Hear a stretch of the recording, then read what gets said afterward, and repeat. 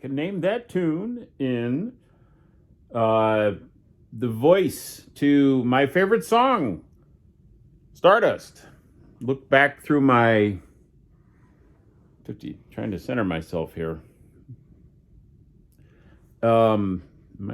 Yes, you'd think I would figure this out by now. The camera's over here. The verse to Stardust, which I found out a very interesting thing about recently. Shout out TJ Muller, a friend of mine, who's got lots of different groups he runs, and one of them is, in fact, a really fun band I play with sometimes, the Arcadia Dance Orchestra. Really fun band. Really, really, really fun. 1920s style dance orchestra.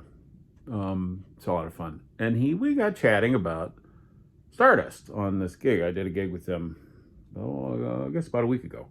And Stardust from 1927, and written by Hoagy Carmichael, which, as you may or may not know, Hoagy Carmichael did a lot of playing with Bix Beiderbecke, who's the first guy I ever really dialed down on, really went, deep on, before I even got into this whole trumpet game. He's the first guy I was really, as far as like guys on record, that I was like, wow, I really knocked out. Just loved his sound, and he was such a melodic player that it turns out Hoagy Carmichael wrote that opening lick from the verse to Stardust based on a warm-up he used to hear Bix do. Which, when I thought about it, was like the coolest thing I think I've heard in a long time. Because, my favorite song, and here the verse, it turns out, is based on a Bix warm-up, which makes, that makes a lot of sense. And if you notice, I was playing with no vibrato. And there's a reason for that. I'll talk about in a second. But if we go back to this, what I would imagine is that Bix would have played that. What makes the most sense to me is he would have played that, starting in whatever key, and then played it in all 12 keys, at least major keys. You could play it in minor keys, I guess.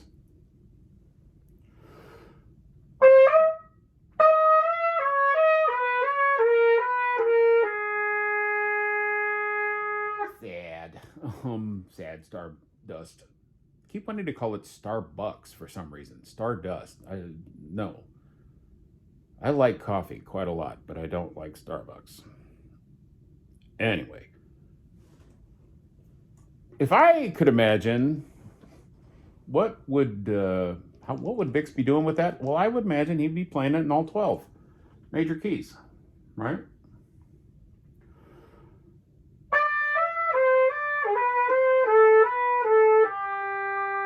Because clearly I do need to warm up.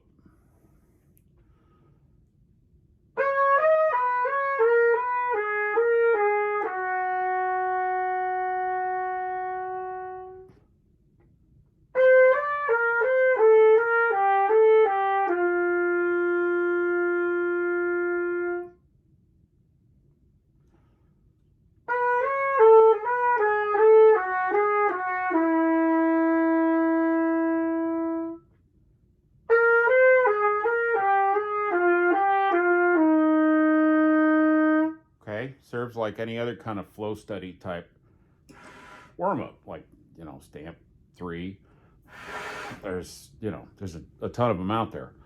And you could, pardon me, I have to find some water in the horn here.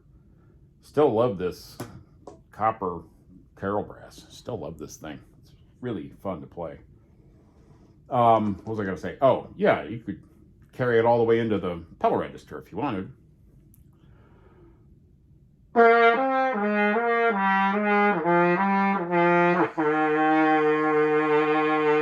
Anyway, you get the idea. That's kind of cool. Kind of nice, very melodic, very sort of, if I think about it, Bixian sort of little lick. So I thought that was a cool thing to learn. So shout out TJ, cool thing for teaching me. This came up because I was about to go down to SIU Carbondale, Southern Illinois University Carbondale, Dr. Ricky Spears got a great trumpet studio down there. Shout out to that Carbondale trumpet studio down there. He's got some good things going on. They played a couple of pieces for me. They brought me down to talk to the trumpet studio for a little while, and that was cool. But they kicked things off by playing a couple pieces for me, and woo, man, there's some great playing going on down there. So some great players. So molto bene. Anyway, I thought about playing this for them, and so I did, because it's my favorite song, and it's my favorite style of music to play. Really, I just love it. I just love playing with vibrato. I just do that. Trying to make it, warm up the sound, if you will, right?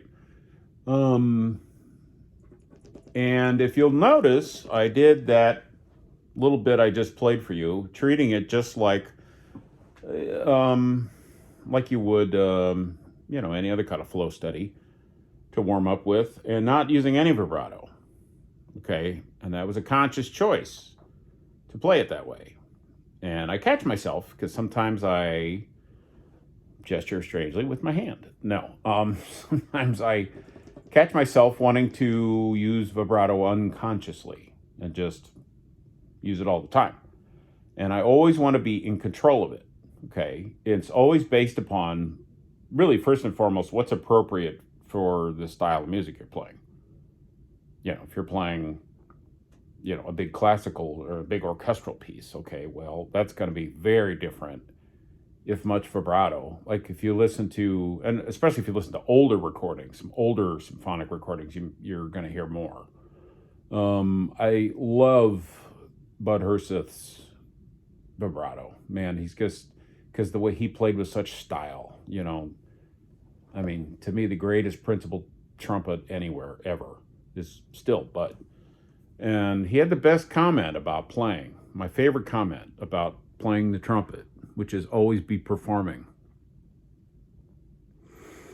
Because it came up when I was down there in Carbondale. It came up, this notion of technical practicing versus musical practicing. And I don't necessarily like to separate those out, because, we're not doing this to be technical monsters.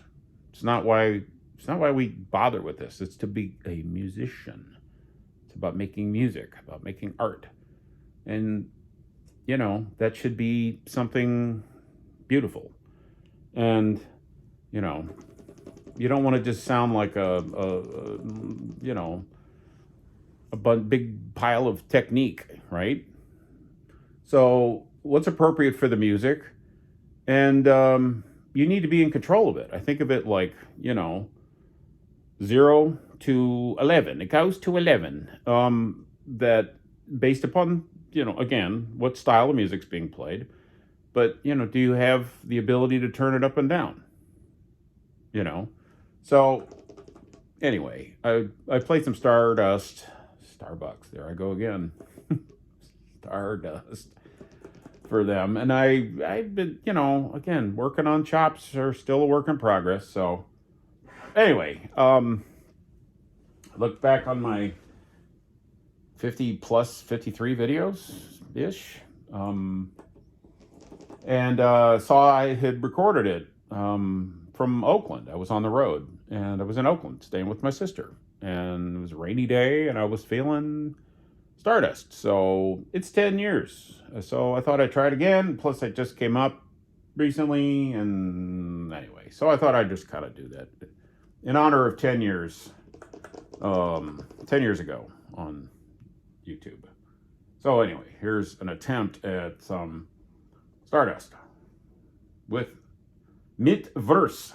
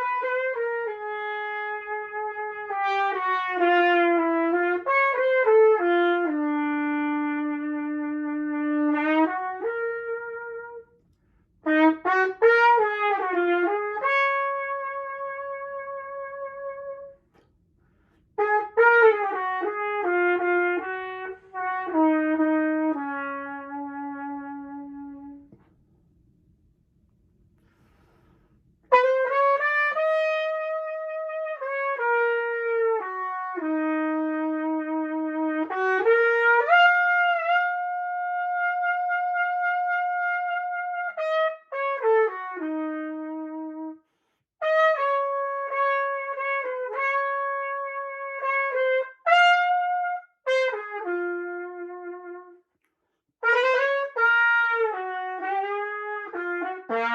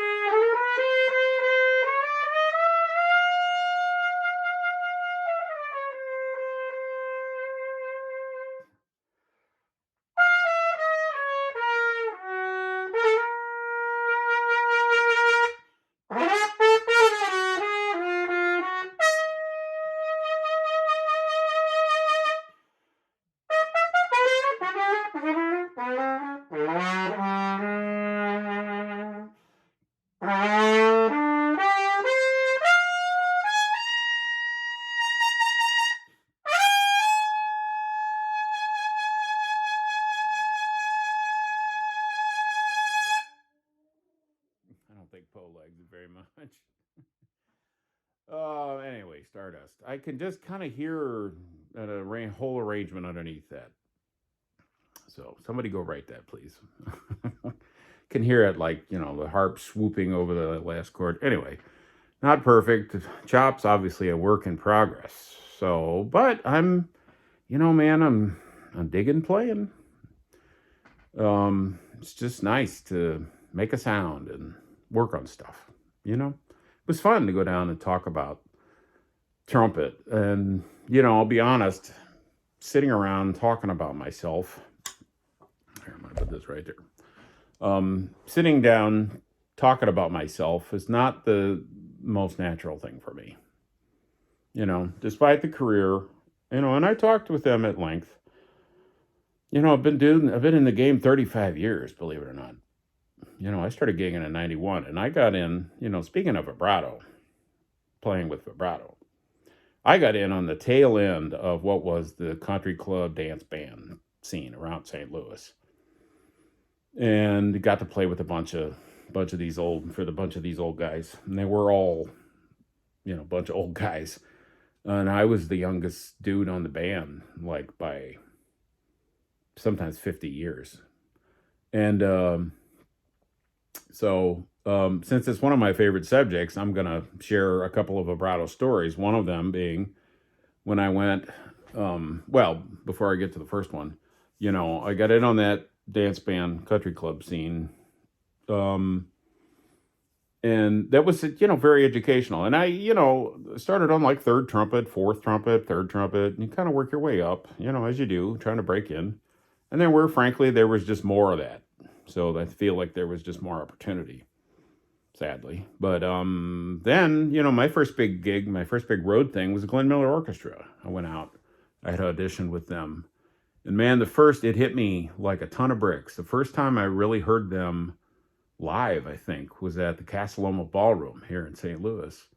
And it's an old big band room, and I was walking up the stairs. You go up these, a couple flights of steps to get in, and walking up the steps, and I could hear the band inside playing. They were finishing a set, and they were doing Moonlight Serenade, I'm pretty sure, which, speaking of vibrato, right?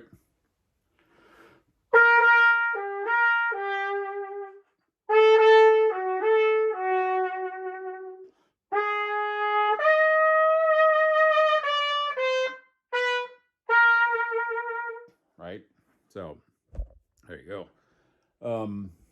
Hearing that band playing in that old big band ballroom in St. Louis at the old Casa Loma, that was like a time warp, man. I went out with them for a bit in 92 and again in 93. But in 92, when I first went out with them, when I was out for just a few days and we were playing a gig in Toronto. I remember my old friend Carrie Sheely, who we lost, I think, within the last couple of years. Carrie Sheely helped me get on the band. He was playing first bone, and we were playing Sunrise Serenade, which is the flip side of the Moonlight Serenade record. And we're playing, and we get done, and Carrie just turns around, whispers at me, "More vibrato." Yeah, so that was a learning experience for sure. But the other one is, speaking of vibrato being a switch based upon, the right style of music being played. Well, you have to be educated about where it's needed and where it's not and how much, and listen to different recordings. As Phil Smith says, be prepared. Right? That great Summit Records recording he did of trumpet excerpts. One of my favorite records. I just love hearing his sound. And his commentary, too, is fascinating. But he says that I'm pretty sure it's about the Promenade, the opening of Pictures at an Exhibition by Mussorgsky. And he says that basically the Promenade can be at any number of different tempos. Well, here's an example of be prepared in a case when I wasn't, which was an audition. I was playing an audition for St. Louis Symphony, and I had done a bunch of stuff with them. I made their extra list in 96 and I did a bunch of their subscription stuff. I got to play Also Sprach Zarathustra with the orchestra and La Mer. In fact, I think I'm on a Hans Vonk recording of La Mer with the orchestra. I played second trumpet on that. So I'd done, stuff with the orchestra. Did some offstage stuff. And they had a 1-year assignment coming up, 1-year fill-in position, I think for like third trumpet or something. And they were having a big audition. And I was in the audition, and one of the excerpts was the opening trumpet solo of Carmen, which, hell, I'm not gonna try to play that. The hell with that. But it's hard because there is a pedal F in it. So a concert E flat, right? So there's a pedal F in it, and you have to throw the slides, really get that F like really locked in, really be perfect, a perfect, F sounding F, right? And it's with, it's a tough excerpt. And I was playing it, and I was, emoting, like I was Pavarotti or something. And I got done, and I heard this little voice from behind the screen, and I knew it was Susan Slaughter. And she said, "Could this candidate please play this excerpt again with absolutely no vibrato?" And it just hit me like a ton of bricks. Like, oh, I am screwed.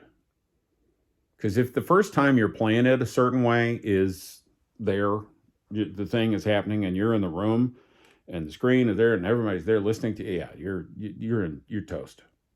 Hate to say it. So I knew I was toast. I mean, I tried, but I'd never done it before. And then the nerves were like, so yeah. The other, so practice at every level from 1 to 11, from 0 to 11, excuse me. And it's a way to practice this is like like I was doing the verse to Body and Soul. You could do your warm-ups, like if you do the James Stamp Symphony No. 3, right?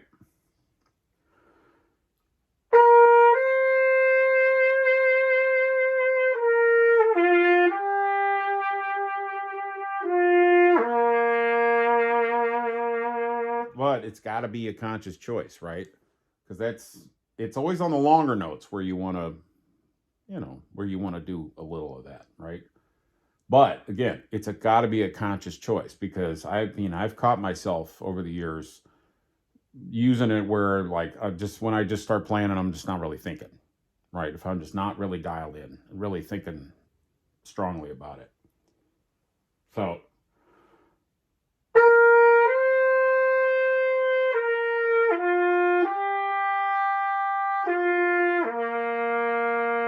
right. So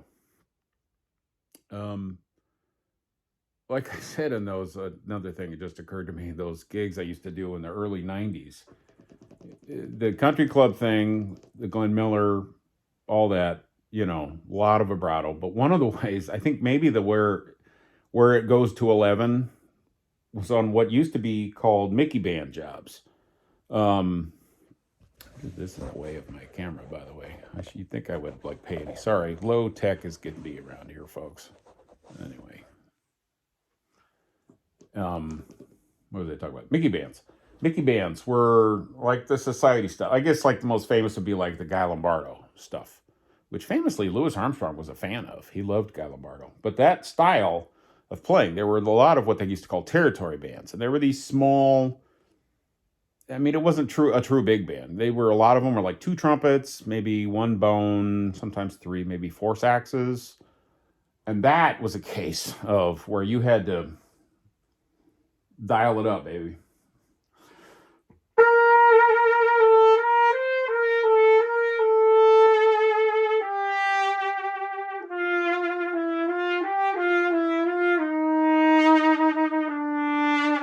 Right. Some of the bebop tunes are based on some of those old. I think Whispering is.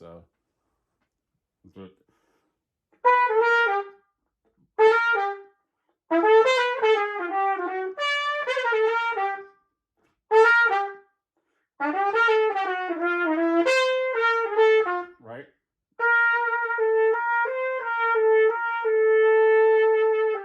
Right. It's laid over the changes to Whispering. Isn't that crazy?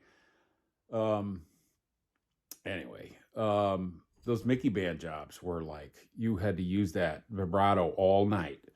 And man, you get done and you'd be like driving home and you'd be like have you ever been out on a boat for a couple hours and then you get to shore finally and you still feel like you're out on the waves, right? Man, oh, Jack, let me tell you, man, driving home from a Mickey job, you'd be like, is the job over? Is the job over? Oh, man.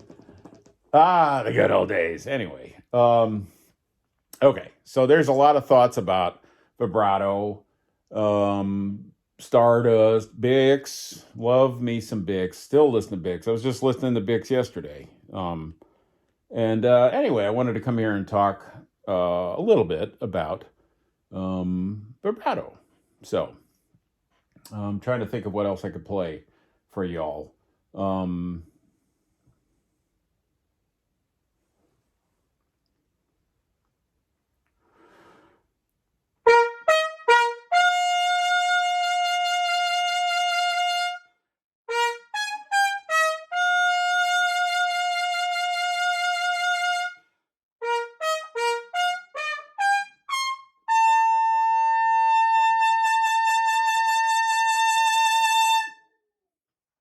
Poe doesn't like it.